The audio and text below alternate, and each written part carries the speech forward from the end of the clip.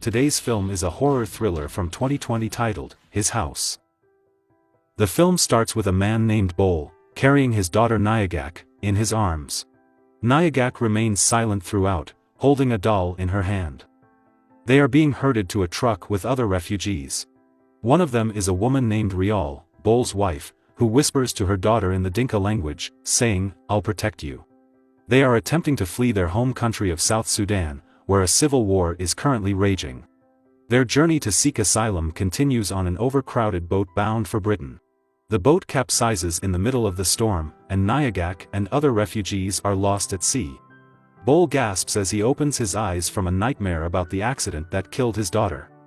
He and Rial are now staying in a detention center in London. When his wife asks what he was dreaming about, he lies and tells her it was their wedding day. She does not believe him and asks him to explain the screams she heard earlier while he was sleeping. One of the staff members knocks on the door and requests that they come down to the gym for their hearing. During the hearing, they are informed that they are finally being released from the detention center. They will be released as asylum seekers while their case continues. They are subjected to certain conditions, and if they fail to meet them, they will be deported back to their home country. The pair cannot get a job and the government assigns them a house, which they must live in and can't move anywhere else. They meet their caseworker, Mark, in their new house. He tells them that, while their house is run down, it is twice as large as the average refugee's house, and that they must have won the lottery for this. Mark advises them to socialize and be the good ones, referring to the other refugees who are unable to integrate into British society. The family appears to be happy and content with their new home and life at first, but Bol soon begins to hear strange voices from the house.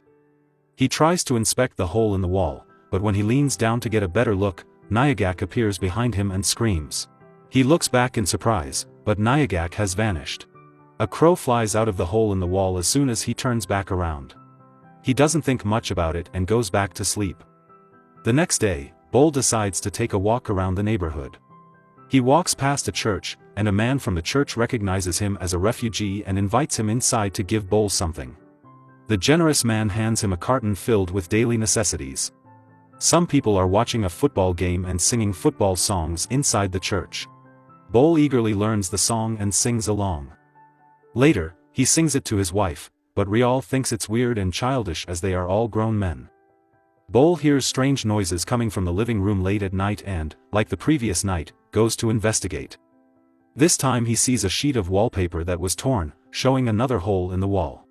Curious, he peeks inside and sees a rope hanging inside the hole. He pulls on the rope again and again, but it seems to go on forever. He eventually reaches the end of the rope and notices Nyagak's doll tied at the end. In the morning Rial wakes up, but Bol is nowhere to be seen. She is confused to see that all of the wallpapers in the living room are torn down, but she cleans them up nonetheless. She decides to go to the doctor after cleaning up, but she gets lost and has to ask a group of black British boys for directions. She speaks in the Dinka language to them, but the boys mock her and tell her to go back to Africa. Rial eventually finds her way to the clinic. In the doctor's office, the doctor compliments her tattoos. Rial tells her that back in her home country there are two tribes, and now they are killing each other. Each tribe has its own mark, and Rial marked herself with both marks. She survived by belonging to neither tribe. Sometime later, Rial is alone in the house. She is sitting on the floor facing the torn walls when suddenly she hears a rustling behind her. A bag of apples had fallen from the table, and one of the apples is gliding through the floor towards one of the holes in the wall. Rial hears a voice telling her to go to the hole. Confused, Rial stares at the hole with a bewildered expression. Later that night Rial and Bol have dinner together. Bol hands her the utensils and tells her that maybe next time they should eat at the table just like the Westerners do. Bol is eager to change, while Rial is reluctant and still clings to her culture. As they have dinner, Rial tells Bol a story of a poor man in her village who really wanted to have a house. He wanted to have a house so bad, to the point where he started stealing from other people. One day he stole something from an old man by the river, and it turned out that the old man was an Apith or night witch. When the man built his home, the Apith followed him and haunted him. The walls would whisper the spells of the Apith. The Apith wouldn't stop until he has consumed the man entirely. Now, Rial believes that the Apith has followed them because of the strange things that have been happening connected to the hole in their house's wall. The couple has an argument. Rial insists that they don't belong here and Nyagak is actually still alive. Bol disagrees with her, and Rial eventually leaves. That night, Bol hears more strange voices, but this time he sees Nyagak in the living room. Nyagak attacks Bol with a knife. Bol runs outside as the neighbor watches from above. Bol finds Nyagak's doll and is convinced that they brought a curse from their home country and believes he should burn all of their belongings that they brought, especially everything that belonged to Nyagak. Bol yanks Nyagak's necklace from Rial's neck while she begs him not to burn it, but Bol throws her necklace into the flame. Bol believes the terror will end once everything has been burned, but he is mistaken. The following night, it occurs again, but this time it's not just Nyagak. Many creatures appear from the darkness. They grab Bol with their hands and intend to attack him, but as soon as Bol turns on the lights, they vanish.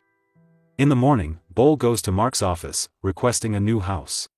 Bol deceives Mark by telling him that their current home is infested with vermin and rats, which make his wife ill. His erratic behavior, on the other hand, startles everyone in the office, especially after he accidentally breaks a glass of orange juice in his hand. Surprised by his own action, Bol runs away from the office.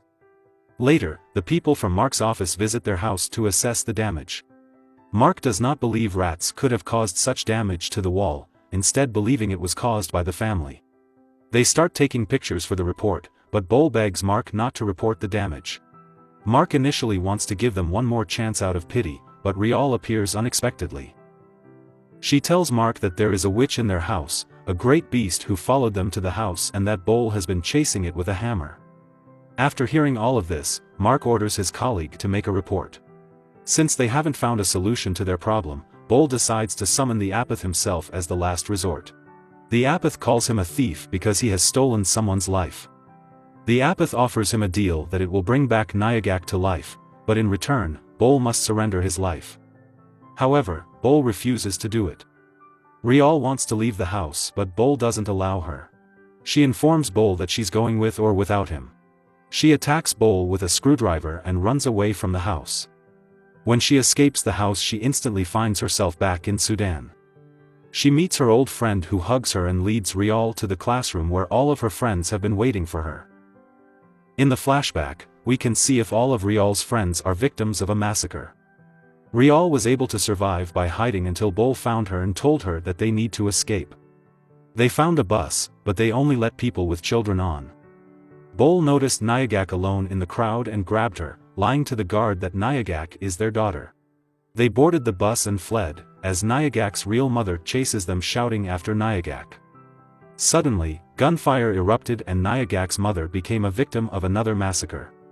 Later, as they board the boat with other refugees bound for London, Nyagak and some of the refugees fall from the boat. Neither Bol nor Rial was fast enough to reach her, and she was lost in the sea that night. In the present time, Rial is crying because she realizes that what she had done was wrong. The Apith comes to her and tells her that she can bring Nyagak's life back. Rial's friend hands a knife to Rial, and the Apith whispers to her that Rial should sever Bol's flesh. Only then the Apith will give Rial what she wants. Rial wakes up from the illusion and she is back in the house, with Bol carrying her in his arms. He puts her in a chair and sits across from her. Rial sees a knife on the kitchen counter, but she is hesitant to hurt her husband. She walks to the sink and turns on the water to wash her hand. She hears clattering sounds behind her and turns around to see her husband has already slashed his own arm. Bol tells her that this is what he, the creature, wants. The Apith will come for him now, and he will save Nyagak. Tearfully he tells Rial that the Apith is coming soon, so Rial should leave. The Apith appears from the ground and leaps towards Bol, as Bol predicted. Meanwhile, Rial is crying outside the door, but Nyagak appears and comforts her by holding her hand. Rial closes her eyes, and suddenly she's in an alternate reality that she was in earlier. She is sitting in the class with her old friend, but then she realizes that this isn't what she wants. She tells her friend that she has to say goodbye to them because she's going home.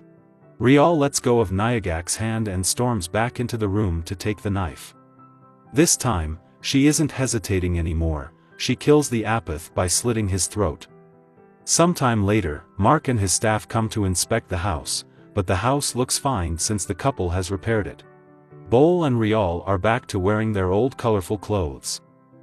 Mark tells them that they seem well and asks if there is still a witch in that house. Bol claims Rial killed it, which makes Mark laugh, thinking Bol is joking. The couple is implying that they want to keep living in that house.